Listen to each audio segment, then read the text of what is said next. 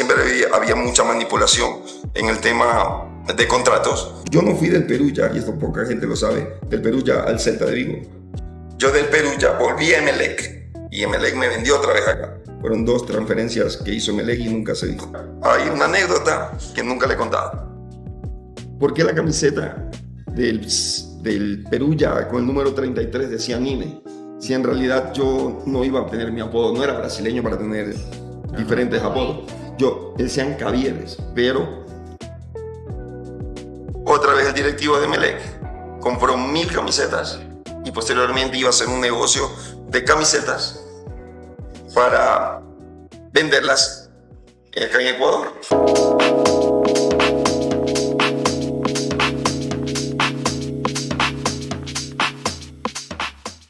Hola Jaime Iván, bienvenido a Lawyers DC Podcast. ¿Cómo estás hoy? Muy bien, gracias.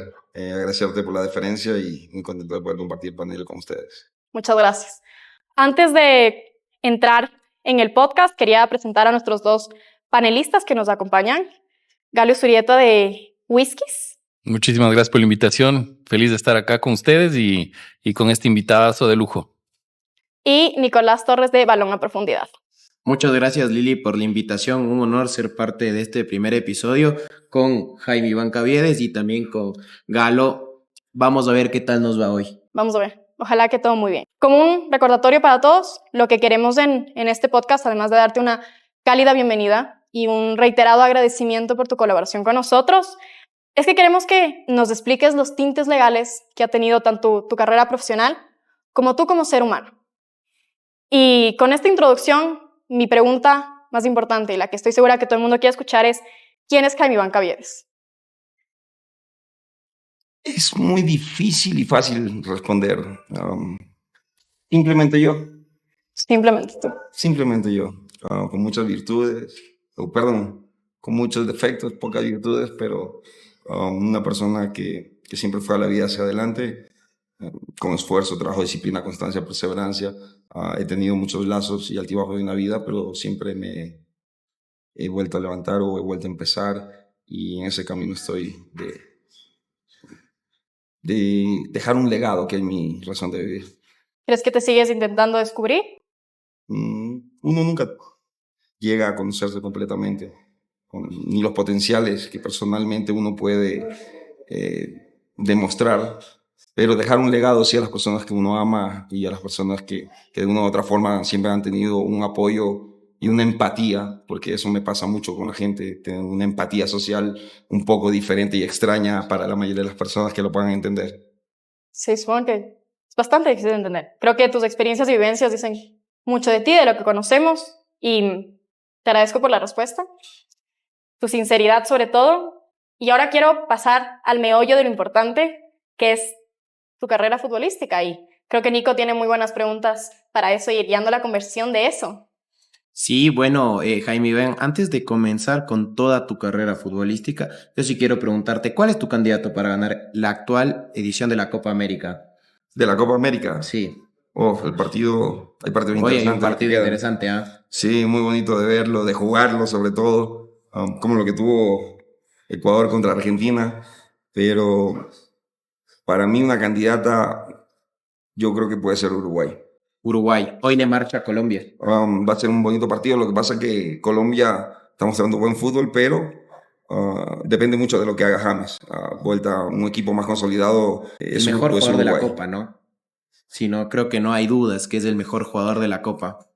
La cerecita al pastel. Si no pueden aparecer en estos 2 partidos de semifinal y final alguien que puede marcar diferencia también. Entonces, hasta el final no se puede analizar el mejor. De la voz de alguien que marcó en Copa América también, Jaime Iván Caviedes, ¿te puedo tratar de Nine? Un poco más light, ¿no? Más que light, es como muy familiar. Muy familiar. Mi abuelo me Nine. puso... el apodo con el que lo conoce todo el Ecuador, diría yo. Sí, creo. Nine, yo te iba a preguntar, bueno, ahora sí, empezando con tu carrera futbolística, tú inicias en Santo Domingo y luego vas a vivir a Guayaquil. Quiero preguntarte, ¿cómo fue esa transición de dejar tu tierra y ir a Guayaquil en busca de un poco de las oportunidades más profesionales? Todos sabemos lo que hiciste en Emelec, pero quiero que me cuentes un poquito cómo fue esa transición, porque no es fácil, ¿no? Dejar, creo que, de la casa a muchos futbolistas y pasar a una ciudad grande. En mi caso fue el campo. Me crié con mis abuelos después que mis padres se fueron. Yo creo que hubiera sido veterinario militar, que era la dirección que quería tomar en mi vida, pero no fue así. Pasó el tema del accidente y luego viví con mis abuelos. Y con mis abuelos no tenía muchas opciones para dedicarme al fútbol. Y en algún momento recibí una pelota y esa pelota se transformó en mi mejor amiga, mi compañera, mi descarga emocional de la tristeza y el dolor que tenía de haber tenido la pérdida. Entonces, jugaba en Santo Domingo mucho en la escuela, en equipos, no pensando ser profesional ni llegar a jugar profesionalmente, pero en un momento alguien me vio en selección sub-17 y me dejaron fuera. Entonces, ahí fue el segundo no que tuve en mi vida. Y ese segundo no fue que me dijo, no, yo sí puedo. El primer no es cuando iba a nacer porque mis padres eran incompatibles sanguíneamente y el doctor le dijo a mis padres que no podían nacer y nací. De ahí le llevo contra la vida, ya creo. El segundo no fue a los 14 años que en esa selección. Ahí partí para Guayaquil a buscar una oportunidad de lo que se dio, de ese accidente, digamos, de que se truncó el estar en una selección y decir que no puedes ir a jugar. Entonces traté de analizarlo, cuál era la diferencia o por qué no estaba apto para jugar, si era goleador en los torneos de Santo Domingo. Y me di cuenta que todos jugaban en equipos como Barcelona, Emelec, Liga, Nacional, y yo jugaba como dijo el Bolívar, Deportivo Tapita en Santo Domingo. Entonces tenía que jugar en un equipo profesional y ahí fui. Y empezó mi recorrido probándome desde las divisiones menores hasta llegar a profesional a los 16, 17 años. Nine, y bueno, toda la hinchada del Bombillo creo que quisiera escuchar esto. ¿Qué significa para Jaime Iván Caviedes el Club Sport Emelec? Porque estamos hablando de un club que te catapulta al mundo, porque ese 1998 es el año donde en realidad un ecuatoriano pasa en boca de todo el mundo del fútbol al ser goleador mundial. ¿Qué significa para ti el Club Sport Emelec? No, lo llevo en mi corazón.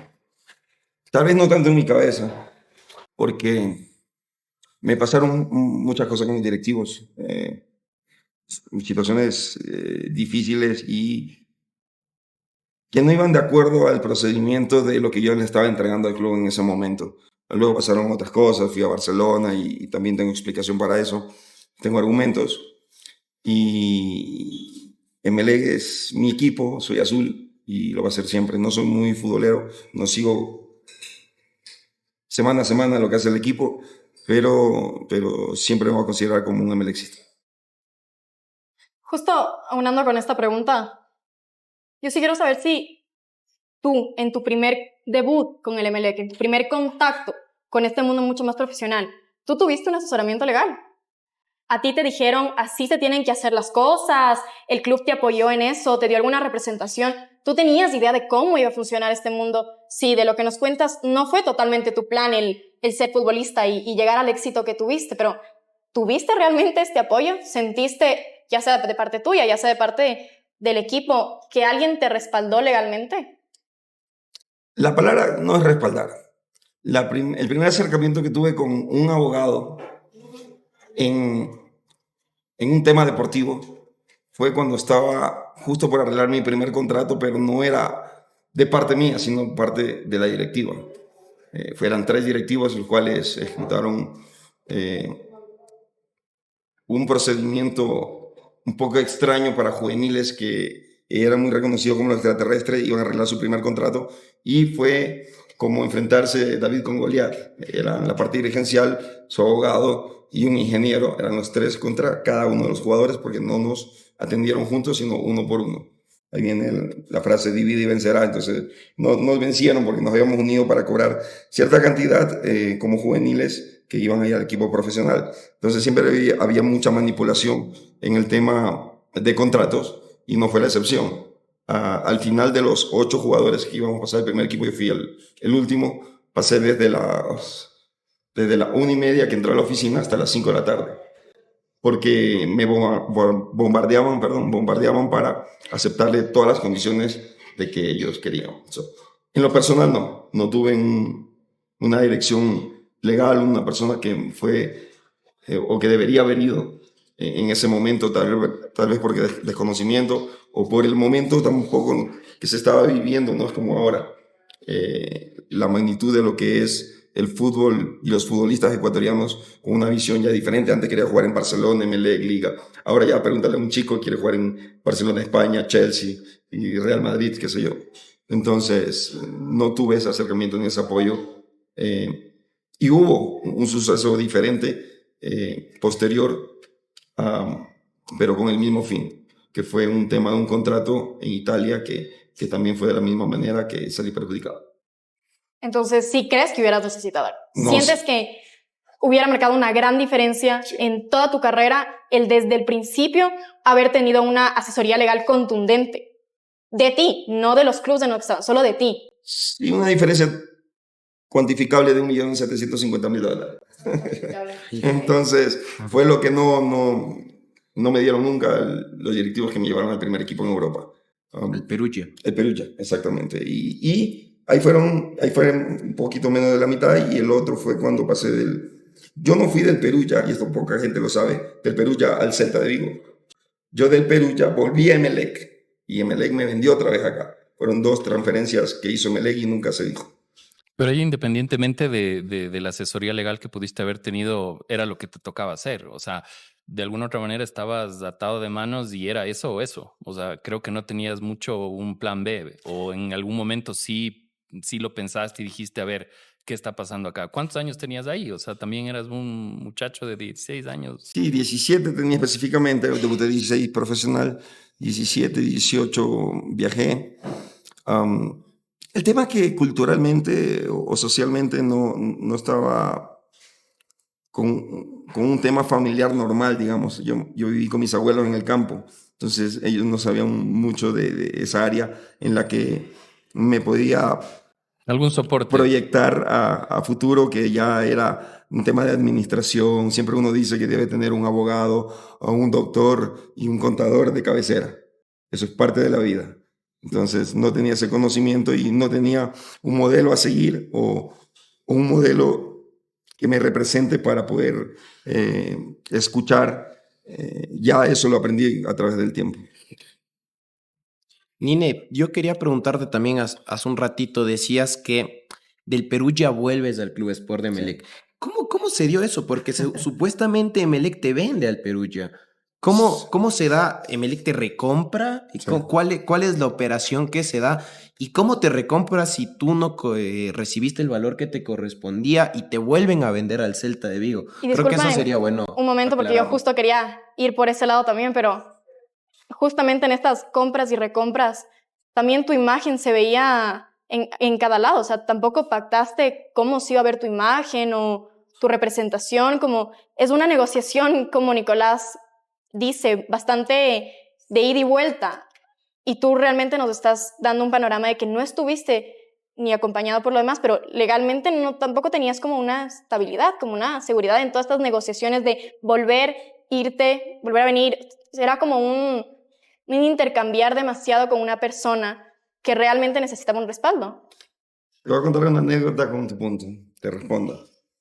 El tema fue que me vende Emelec al Perugia en $2.500.000. Me gusta ser directo con las cosas, por mejor así. Del 50% del pase, el 50% se quedó Emelec. Entonces, yo ahí tenía que recibir un 15%. No me lo dieron.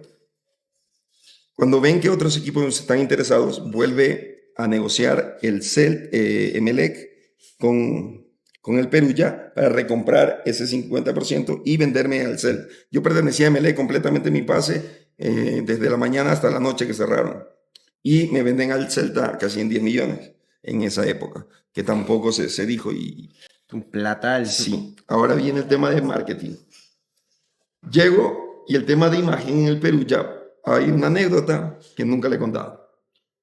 ¿Por qué la camiseta del Perugia con el número 33 decía Nine? Si en realidad yo no iba a obtener mi apodo, no era brasileño para tener diferentes apodos. Yo decían Caviedes, pero otra vez el directivo de Emelec compró 1000 camisetas y posteriormente iba a hacer un negocio de camisetas para venderlas acá en Ecuador sin autorización mía. Entonces, cuando yo me entero del pedido de las 1000 camisetas más 4000 que iban a mandar después y decían Caviedes, yo por eso le dije al equipo, le digo, no, pongan en Nine. Igual las vendieron. Y lo abrieron en el Mall del Sol, una tienda de Emelec, donde vendían la camiseta del Perú. Ya los que recuerdan esa época, 98, 99, 2000, estuvo un par de años esa tienda ahí. Y por eso las camisetas que ellos vendían decía Caviedes, pero yo ya usaba la camiseta Nine. Y algo de estos réditos económicos de toda esta venta de camisetas, si tú no sabías, ¿fueron algo a ti o fue meramente del club? No se manejaba tanto el tema de publicidad, aunque yo ya había hecho comerciales con Pepsi, con Eres una marcas figura importantes. pública, al fin y al cabo. Sí, pero no. Eso era desconocimiento mío, muy joven. No tenía la visión o el acercamiento, como te comenté hace un rato, de personas a las cuales me podían haber guiado en ese sentido. Pero Ni el club. ni el club fue muy autoritario. Porque si a mí me dices, Iván, voy a comprar esto, voy a hacer esto, voy a hacer lo otro, yo dale, para adelante. Yo soy muy flexible en ese sentido, pero cuando alguien con prepotencia actúa o de la manera autoritaria en la que se sucedieron muchas cosas, siempre hubo un resentimiento, o no sé si resentimiento, pero un no apego emocional. Entonces, transcurrió durante muchos años eso y siempre lo reitero porque es lo que pasó.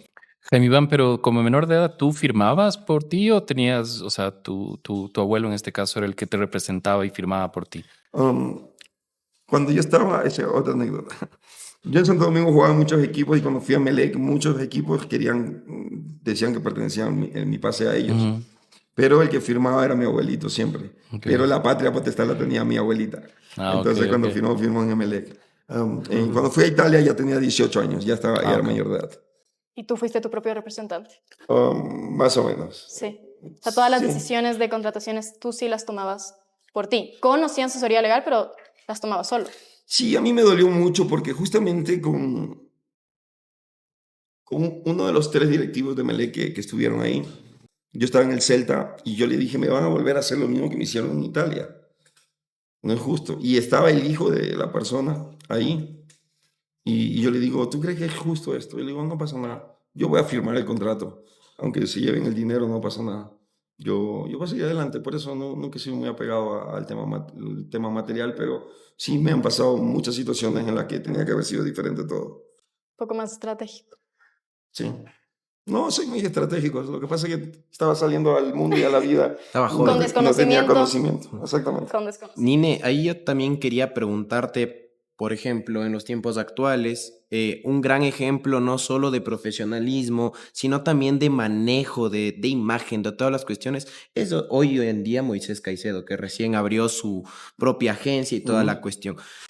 ¿Cuál crees tú que es esa brecha que la generación actual cruzó o que tuvo que pasar para que justamente ahora sean bien asesorados? ¿Crees que antes había gente muy aprovechada, los directivos, el mal manejo de los equipos? Más o menos quiero que me cuentes desde la experiencia del jugador, que tú lo viviste a flor de piel. No es por un son de quejarme o de señalar, pero gente aprovechada hubo, hay y habrá. Entonces, En todo. el tema, sí, en todo el recorrido de vida, pero el tema puntual,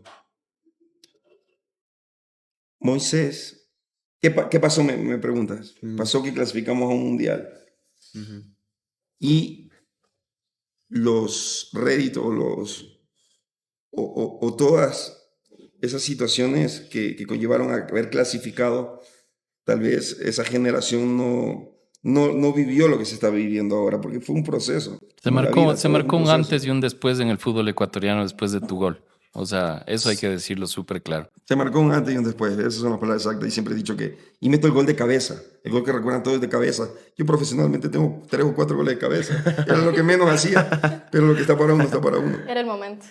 Sí, me costó mucho. Costó mucho dejar muchas cosas a un lado. A direccionar mi vida hacia otros caminos. Y en el transcurso de mi vida o de mi recorrido futbolístico pasaron muchas situaciones. Y nunca hice cosas porque me dio la gana. Hice cosas porque tenía mis argumentos. Ahora, que esos argumentos estén bien o mal, o equivocados o no, puede ser la juventud, la inexperiencia, pueden ser otros motivos. Pero nunca hice las cosas porque quise hacerlas, o porque como que me escapé de una concentración. Yo nunca me escapé de una concentración. La gente tiene eso. Que pedí permiso y no me lo dieron, me fui. Pero escapar no es. Es diferente, pero nunca me escapé de una concentración. Entonces, te digo, Escapar no a es. veces por la juventud o por experiencias que no puedo haber tenido. A ver, estaba en el Oporto, Portugal, Claro. con un contrato de casi $3 millones en esa época. ¿Cuánto duré? 15 días. Me vine para Ecuador, a Santo Domingo. ¿Por qué? La prensa. Malcriado, indisciplinado, irrespetuoso, no entrena, se escapa, se fuga. Mi abuelo le detectan cáncer. Voy donde el presidente y 4 vicepresidentes que tenía el Oporto. Hablé con Mourinho y le transmití que quería irme a pasar los últimos 6 meses de vida que tenía mi abuelo, que el doctor le había dicho porque tenía cáncer. Y el segundo vicepresidente me dijo que si yo era doctor, lo quería tirar del edificio donde estábamos. Ok, no me dieron, me dijeron que no. Mourinho le pregunté y fue que me dijo que era mi decisión, que no entendía que todos en Ecuador querían jugar en Europa y yo quería regresar. Le expliqué la situación y me dijo que ya era decisión mía. Y me vine. Mi abuelo vivió 9 años. A los 6 meses le digo a mi abuelito, ¿cómo se siente? ¿Cómo está? Porque la medicina, los doctores le dijeron que solo iba a vivir 6 meses. Me dijo, no, me siento bien, si quiere ir a jugar, vaya. Ahí volví a jugar en Barcelona y volví a Europa después, al Crystal Palace. Entonces entendí algo de la vida y me dejó como un mensaje. Que la medicina llega a un punto y luego eso está Dios. Pero no hice las cosas porque me dio la gana. Me vine por un motivo o argumento que no lo compran Nada. ni todo el oro ni el dinero del mundo. La situación y el momento de la decisión que tomé. Entonces, esta historia, pongamos, puede tener mis argumentos y pueden ser un poco más sentimental. Yo casi la mayoría de las veces actué más con corazón que con cabeza, hasta que logré entender que tiene que ir en equilibrio las dos. Como cuando uno ama a una persona, siempre la ama con el corazón. Y yo pensé que eso era lo más bonito que le puede decir uno a alguien. Y no, es mejor amar con la cabeza. Y si va en equilibrio, muchísimo mejor. Nine, ahora que conectaste justo con este tema de Barcelona y aprovechando que hace un ratito igual nos contabas que nos ibas a explicar por qué tomas la decisión de volver a Barcelona, te pregunto, ¿por qué se da este regreso a Barcelona sabiendo que tú eras muy identificado con Emelec, que fuiste el goleador mundial jugando en Emelec? ¿Cómo se da este paso? Y también como jugador, no como Jaime Iván Cavides, la superestrella, sino como el Nine, como humano, ¿cómo viviste ese camisetazo que seguramente fue una bomba? Estaba en el Celta de Vigo y se venía el Mundial, habíamos clasificado al Mundial. Entonces yo quería jugar y no estaba jugando allá. Yo jugaba categoría sub-20, sub-23 y mayores. De España específicamente, en un año viajé 17 veces para diferentes categorías. Un día me despertaba y no sabía si estaba en Italia, si estaba acá, si estaba allá, si te asignaba, almorzaba, el jet lag, un poco de cosas me sucedieron en el tema físico. Entonces yo quería regresar a Ecuador. ¿Y dónde voy a regresar? A mi equipo, Emelec. A jugar 6 meses y estar otra vez con ritmo de competición, porque los continuos viajes y el no estar presente en muchos entrenamientos no tenía minutos en el equipo allá en el Celta. Entonces llamé a la directiva de Emelec y le expliqué. Y me dijeron que no podían recibirme. Le digo, no me paguen sueldo, no tengo problema, vengo gratis. Aún así no podían. Entonces yo averigüé con el tiempo qué había pasado, como a la semana, y me acordé que tenía un porcentaje que darle el Celta a Emelec. Y si yo venía acá, me iban a descontar algo, le iban a descontar algo a Emelec de ese porcentaje, o arreglando sin yo cobrar sueldo, el porcentaje se lo iban a pagar dentro de un año. Y Emelec quería recibir su dinero. La directiva de Emelec, no la directiva de Emelec, no nombró el club, el equipo. Entonces, me entró una desesperación, me entró un coraje, tomé decisión muy apresurada, que no me arrepiento. Y hablé con la directiva me llamó la directiva de Barcelona y digo, yo no voy a ir. Hasta que yo tanto dije, ¿cómo pongo una balanza de Emelec o Ecuador? Y puse a Ecuador un poquito más arriba que Emelec, de lo tan alto que lo tengo a Emelec. Y vine a jugar a Barcelona, jugué gratis, no cobré ni un centavo y pagué $180,000 por el préstamo. $180,000 que en el año 2001, que el que puede dar fe de eso, porque fue la persona que es Toño Novoa, que era directivo, entonces ahí fui a jugar a Barcelona gratis, digamos. ¿Tenías la sensación que quizás no te convocaban si es que no hacías eso? ¿O no estaba nunca en duda que el Nine iba a estar en la selección? No tuve duda. Solo que yo quise mostrar que con dinero no se compra todo en la vida. Pero no fui muy coherente. Lo entendí con el tiempo, con el transcurrir de los años. Que de buenos sentimientos o de buenas acciones está yendo el infierno.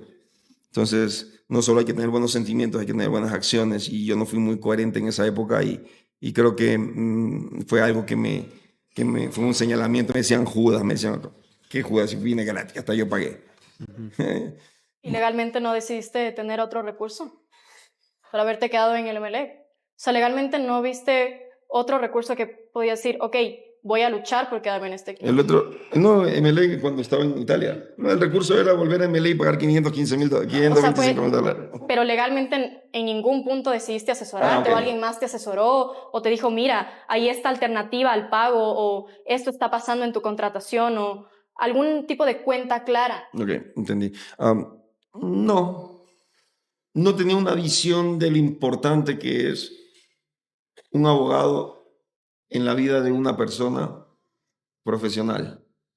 Tal vez no asimilé la magnitud de la persona. Yo solo jugaba por jugar, o sea, jugaba para divertirme y lo otro los réditos venían imprevistos. O sea, no había hecho un análisis de tener una carrera profesional o ser un profesional y tener el respaldo de un equipo de trabajo, como lo dije, un doctor, qué sé yo, de cabecera, un contador y sobre todo un abogado, porque te va a manejar muchos aspectos de tu vida y te va a asesorar siempre para beneficio de la persona. Y no tenía ese conocimiento, pero bueno, yo con el tiempo lo fui aprendiendo y como hablábamos un poco de Moisés, son otros los tiempos. Tal vez si lo que vive Moisés lo hubiera vivido en esa época, hubiera pasado lo mismo que pasó conmigo. Y tal vez si yo vivía lo que está viviendo Moisés, yo haría lo mismo que está haciendo Moisés. Nine, antes de pasar a tu paso por la Premier League, yo quería preguntarte uno de los... a ver, en mi criterio, que puedo saber mucho, que puedo saber poco de fútbol, es el mejor gol que le ha hecho un ecuatoriano a un equipo grande, a uno de los mejores equipos del mundo. Estoy hablando del gol que le hiciste al Real Valladolid. Yo te cuento una anécdota así. Sí, al Barcelona con el Real Valladolid. Yo me acuerdo que algún rato hice un gol de chilena ahí con mis panas y me preguntaban que cómo hice. Pero yo lo hice en una cancha X, que no veía nadie el fútbol. Mis amigos me aplaudieron, pero ya. Ahora, ¿cómo es hacerle ese gol a uno de los mejores equipos del mundo? Yo quiero saber que cuentes desde la perspectiva del futbolista cómo pasan esos segundos tan rápidos y las decisiones que tomas para hacer una locura de gol. Pero no hay mucha diferencia con tu gol y el mío. Fue con una pelota en la redonda, ¿no? Sí. Había gente. Había un arquero. Mis compañeros. Había compañeros. Lo hiciste chilena. Te felicitaron. Sí, me pasó lo mismo, pero... En un estadio repleto, a reventar. Un poco distinto. Un poquito. Sacándose a Puyol de encima. A Puyol lo galleteé por la mitad de la cancha. Luego en el banderín me alzó 2 metros. Así que... Lo practiqué durante muchos años de mi vida, el tema de la chilena. Siempre... uno tiene como referencia a algún jugador y yo lo tenía a Marco Van Basten. Entonces, era el único canal que se cogía cuando jugaba el Milan, Ajá. de Rijkaard, de Koeman, de ahí en... No, Koeman no, Rijkaard, Gullit. Gullit, Marco Van Basten. Entonces yo veía lo que él hacía y yo practicaba, que soñaba con Hugo definir. Sánchez, ¿lo veías también? Tal vez. No, poco, lo vi poco, no me gustaba mucho, pero era mejor. Me gustaba Van Basten porque definía siempre a los lados o por arriba. Daba un pase gol, no se desesperaba. Entonces tomé mucho de él y lo seguí mucho. Lo poco que se veía y yo jugaba mucho con mi mente, con sueños, pero hay que direccionar bien, porque yo siempre menciono el tema de los sueños, pero un sueño, si solo lo sueñas, en sueños se quedan. Si un sueño lo pasas a meta, lo estructuras, los trabajas todos los días, así los sueños se hacen realidad. Es parte de un proceso, no es de la noche a la mañana y entre más cuesta, uno lo valora mucho más. Lo venía practicando ya muchos años y lo único que salió la jugada en ese momento fue más por reacción, porque primero el centro no fue hacia adelante, quedó un poco retrasado, giré, traté de acomodar la bola y quedó arriba. Entonces fue más de reacción. Un gol impresionante. Si no lo han revisado, los invitamos a revisarlo. Es el mejor gol que ha hecho un ecuatoriano a un equipo grande. Nine, de ahí pasas, bueno, al Crystal Palace y completas este dominó de haber jugado en las mejores ligas del mundo a nivel europeo. Jugaste en el Oporto, que era dirigido por José Mourinho, jugaste en la Liga Italiana, luego pasas al Crystal Palace. ¿Cómo fue este paso por la Premier League, que muchos lo consideran también la mejor liga del mundo? Estaba en Barcelona, a ver, que ahí viene otra cosa. Un día me decepcioné de todo el entorno futbolístico, no de la esencia del fútbol que es dentro de la cancha, sino lo que se manejaba afuera. ¿Nivel administrativo? Nivel administrativo por el mismo hecho de las cosas que ya me habían pasado, acumuladas durante muchos años, y dejé de jugar. Yo me retiré 3 veces, la primera a los 23, a los 25 y casi a los 28. Dejé de jugar y dije, no juego más. Me levanté un día en el Celta y solo entrenaba porque me pagaban, entonces dije, no quiero jugar, y me fui a vivir a Houston, viví 1 año y medio en Yale University, cruzaba casi siempre a ver jugar los de fútbol americano, los de voleibol, y me fui a vivir 1 año allá. Luego cogí y empecé nuevamente a retomar, y una novia en ese momento, era mi novia en ese momento, me dijo para que vuelva a jugar, que ella no sabía que era jugador profesional, y retomé y volví a jugar en Barcelona, y de ahí viene la transferencia, jugué 6 meses y ahí vino la posibilidad de ir al Crystal Palace. Fui para allá y otra vez lo mismo. Sabes que estoy uniendo cabos y de verdad, si hubiera tenido un equipo o una persona en la cual me hubiera guiado, no hubiera, ni imagínate. No. Pero no notaste una diferencia entre tus negociaciones en esas ligas y en la liga de acá. O sea, sí notaste de parte del club. Nunca hice negociaciones. Y de parte del club nació el tener un asesoramiento, siendo una liga tan importante, como dice Nicolás. Hasta el día de hoy sigue siendo una liga súper importante. La transferencia no se manejó directamente de Barcelona, no Barcelona en sí. Creo que eran 2 personas que eran dueños. Era Toño, una parte del pase, y otro era Leonardo Borer. Y negociaron con el equipo. Y me fui. Y fui a jugar allá. Allá también pasaron cosas. Llegué, el empresario que había hablado con el club, el que se había tenido el acercamiento, eran los que comisionaban más y los que te dejaban botado y se fueron. Lo mismo me pasó en Emelec, me dejaron en Italia y se fueron. Me dejaron en España y se fueron. En el Perú ya, en el Crystal Palace pasó lo mismo. Encontré un empresario de Jamaica. No, era increíble. Si no, pregúntenle a Altín Delgado y a Chalá, que le hizo fiesta.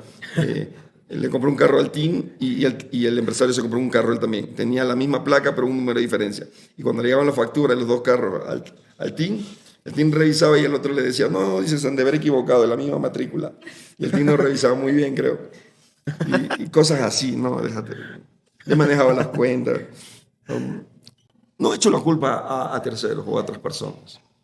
Tal vez por un desconocimiento o por un no profesionalismo en ese momento, y fue responsabilidad mía. O sea, no quiero decir por esta persona, por la otra, no, asumo la responsabilidad de todo lo que sucedió durante toda mi vida. Pero igual, tanto desde tus inicios como entrar a ligas tan profesionales o el cambio de los equipos, en tu opinión, meramente en tu opinión, ¿no crees que de parte de los clubes te tuvieron que haber dado este asesoramiento o alguna manera de entender cómo funcionaba? Al fin y al cabo es un mundo nuevo para ti. O sea, no era como cambiarte en alguna misma línea, no, estabas rotando constantemente, cambiabas constantemente, habían varias directivas, habían varias maneras de hacer funcionar las cosas. ¿Tú sí crees que el club en el que estabas debió haber dicho, a ver, así son las cosas, asesorarte primero? ¿Crees que con alguien más en tu misma generación hubo eso? ¿Hubo ese asesoramiento? ¿El club se encargó de darle un conocimiento legal para asegurarse al fin y al cabo? No el club, ahí debería ser el representante del jugador, porque así siempre Claro. son dos partes. Yo creo que había un empresario Aguerre en México y creo que tuvo la suerte, Alex, muchos años de tenerlo. Creo, viendo los toros de lejos, no la situación, Alex le podrá explicar. Alex y el team cuando jugaron en el Necaxa, creo que tuvieron asesoramiento, porque yo conversé muchas veces con representantes que sí le brindaban asesoramiento. En mi caso, era muy receloso. Okay. Yo me aislaba mucho de las personas, no hablaba mucho. Solo pensaba que iba a jugar, a divertirme, no lo tomé, o sea, eso sí es responsabilidad mía. Sí había un asesoramiento porque conocí a algunos empresarios que tenían jugadores que sí los iban manejando. Asesorarlos, no lo sé, casa adentro no puedo opinar sobre sus acciones o sus métodos. Se decía que siempre los empresarios sacaban ventaja y cosas así. Puede ser que hasta el día de hoy, no sé, en un tema que no me compete, pero porque no lo he vivido, pero sí lo he escuchado. Entonces... Pero ahí, Jaime Iván, con la relación que tenías con los seleccionados, y ahí yo te pregunto, o sea, ¿cómo era tu relación con ellos, no? Con el team, con Alex Aguinaga, que ellos ya habían tenido justo estas experiencias y que podían darte de alguna otra manera ciertos tips, ¿no?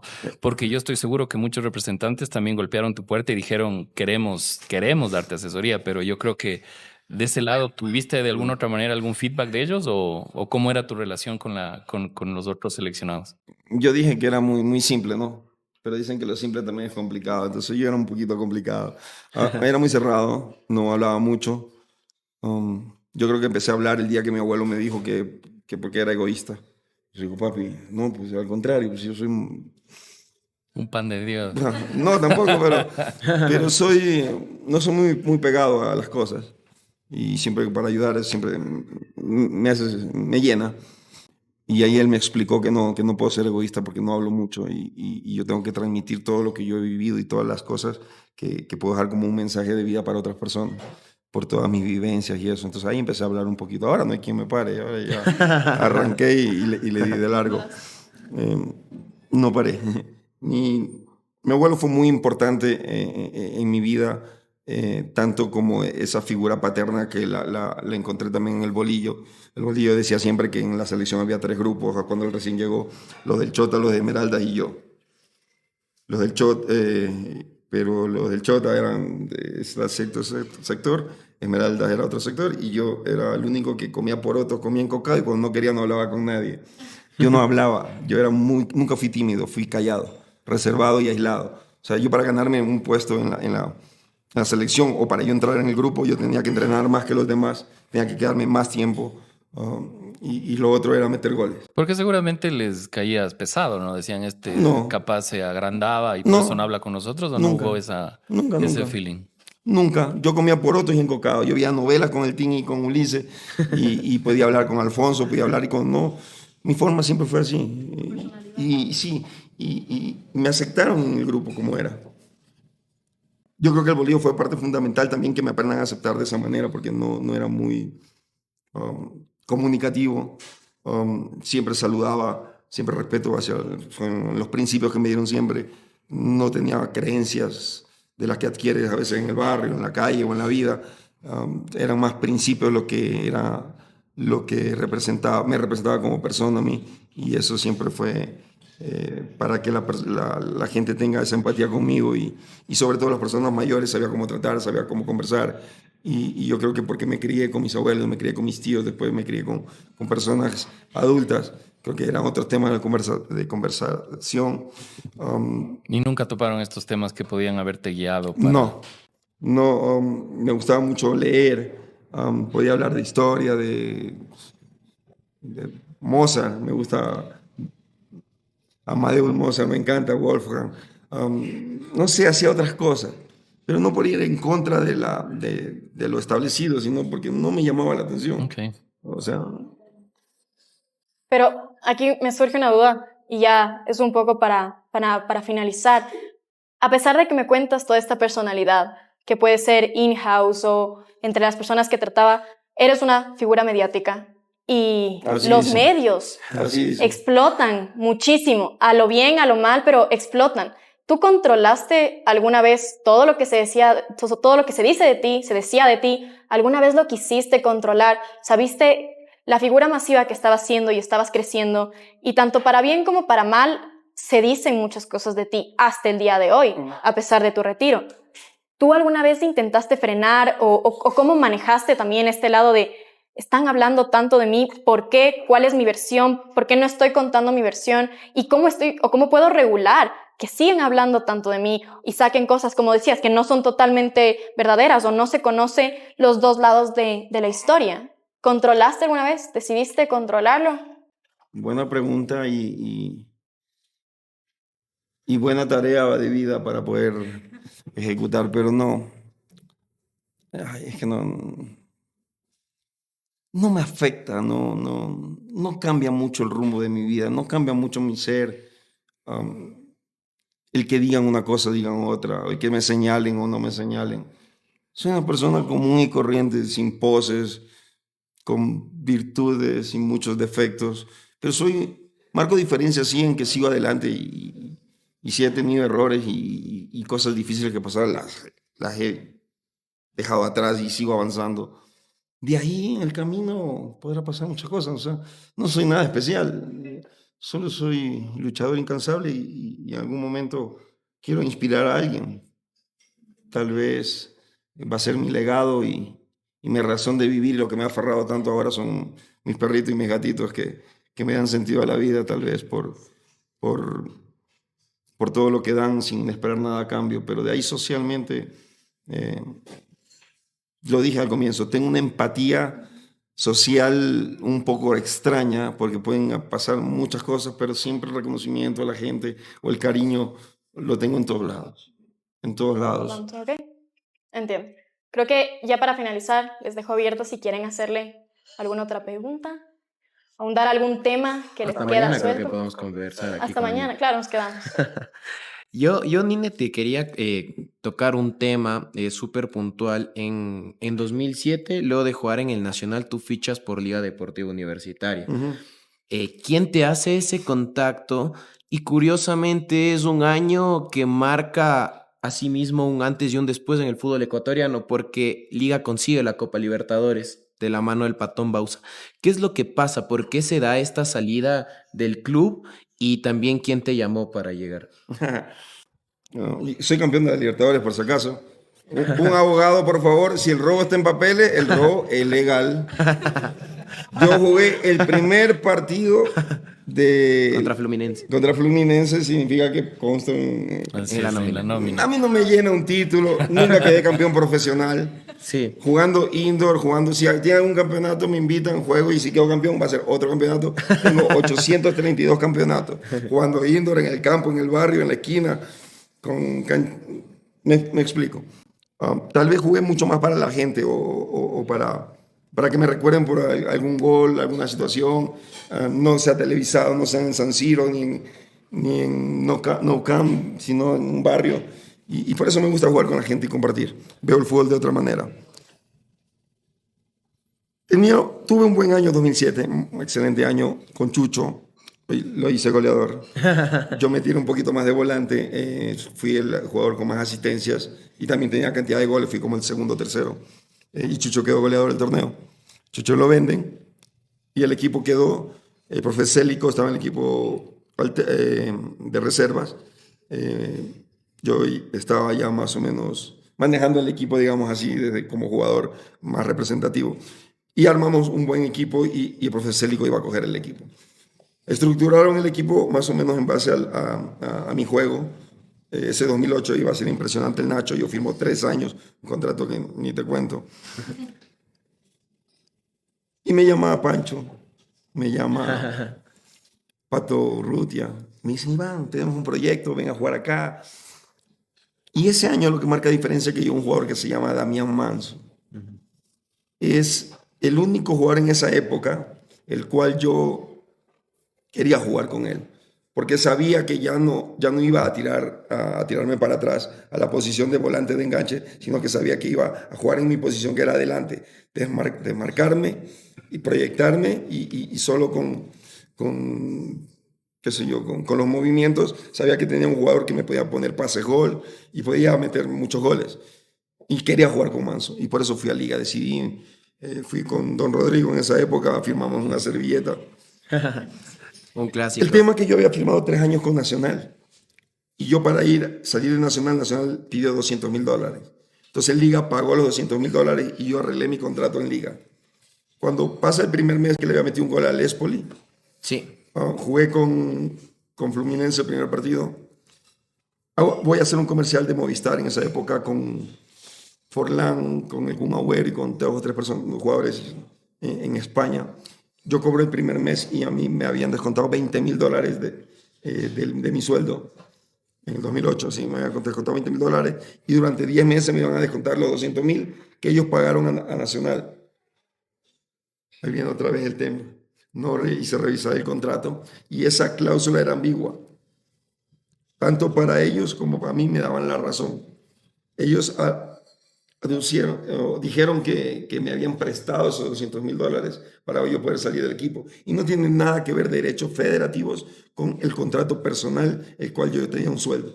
Pero ellos tenían el poder, eran directivos y tenían los recursos necesarios para... Entonces, ¿yo qué hice? No juego más. No, perdón, estaba en España, hice el comercial. Me dijeron que no y yo me fui al Manchester City con Ericsson de entrenador y Felipe estaba ahí. Nunca me mandaron el pase. Dijeron que no iba a volver a jugar. Se encaprichó conmigo un directivo de Liga en ese momento. Y entonces dije, me vuelvo a retirar por segunda vez. Y dejé de jugar 2 años. Y, por ejemplo, Jaime Iván, en ese tiempo, ¿tú crees que te arrepientes de no haberte quedado y tal vez arreglar algún tema legal con Liga? ¿O tal vez no?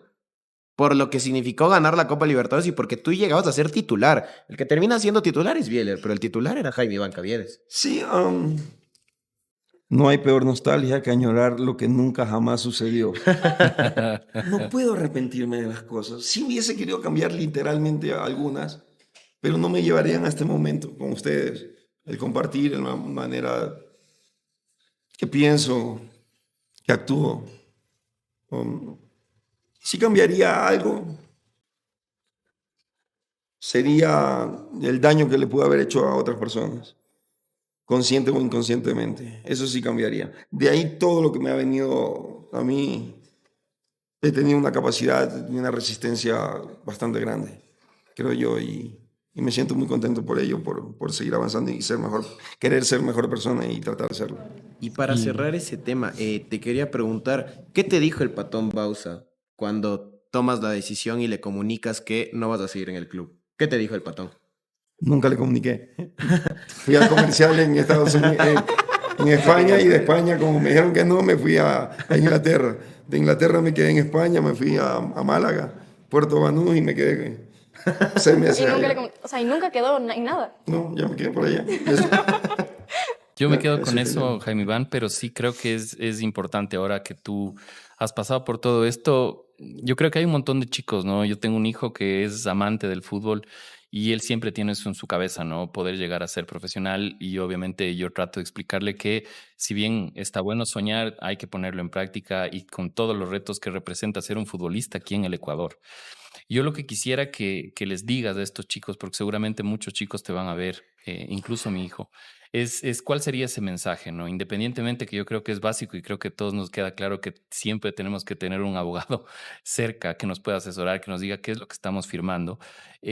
¿Cuál ¿cuál sería tu mensaje al final para estos chicos que están tratando de alguna otra manera de perseguir un sueño, de quizás viendo tus goles, buscar ser como tú en algún momento de su vida? No, como yo no, mejor. Pero gracias. Siempre doy un mensaje a los jóvenes o a los niños. Les digo que yo hablo mucho de sueños y les explico que el que sueña, el que solo sueña, en sueño se queda. Si ese sueño lo pasas a meta, lo estructuras, lo trabajas todos los días, así los sueños se hacen realidad. Con trabajo, esfuerzo, disciplina, constancia, perseverancia. Y no es para hacer un tema de marketing o algo ficticio, que es el que con trabajo, esfuerzo, disciplina, constancia, perseverancia vas a conseguir las cosas. No siempre se consigue. Pero sabes la experiencia que vas a tener en ese próximo sueño que vas a querer cumplir. Por eso no hay que tener solo una alternativa de vida, un plan A, hay que tener un plan B, un plan C, un plan... Porque a veces no es lo que uno quiere, es lo que Dios tiene preparado para ti. Y yo creo que no sé si voy a ser ejemplo o nunca he querido ser ejemplo para los jóvenes o para los niños. Tal vez un referente, sí. Un ejemplo tiene que ser cada uno de los padres para sus hijos y ellos tienen que saberlos guiar. No puedo asumir una responsabilidad social o familiar de algo que no me compete. Yo tengo que ser ejemplo de los míos. Y el camino y la vida me juzgará y dirá si lo hice bien o mal. Entonces, yo he escuchado muchas veces eso, que a veces personas públicas le echan la culpa o lo señalan los padres por los errores que ellos cometen en su casa. Entonces, a los chicos que siempre tengan un plan B, un plan C, todo es empezar, todo es con esfuerzo, ser grato en la vida y que nunca dejen de luchar, que siempre se puede volver a empezar. Excelente, Jaime Iván, muchas gracias. Muchas gracias. En verdad, en mi opinión profesional y creo que personal y de las que están conmigo, siempre serás un referente y un ejemplo como persona y en el fútbol. Y te agradezco mucho que nos hayas brindado tu tiempo y nos hayas dado este espacio para hablar contigo de estos temas, para entenderte un poco más, para entender cómo funcionó tu mundo en ese entonces. Agradecerles también a ustedes. Muchísimas gracias por ser parte de esta colaboración. Fue magnífico. Yo sé que la conversación pudo haber durado mucho más y seguirá durando, pero ya hay que finalizar. Así que en otro episodio, ¿verdad? Muchísimas gracias por el espacio a todos y espero verles en el siguiente episodio. Gracias. Gracias. Un gusto. Gracias. Increíble. Un agradecimiento especial a todos los que hicieron posible este maravilloso podcast, que son Parking by Radisson, Balón a Profundidad, Whiskies, Cantina del Gordo, Chasquis, Equity, Codex Artifacts y Lawyers DC con colaboración de Viral Media. Gracias. Gracias.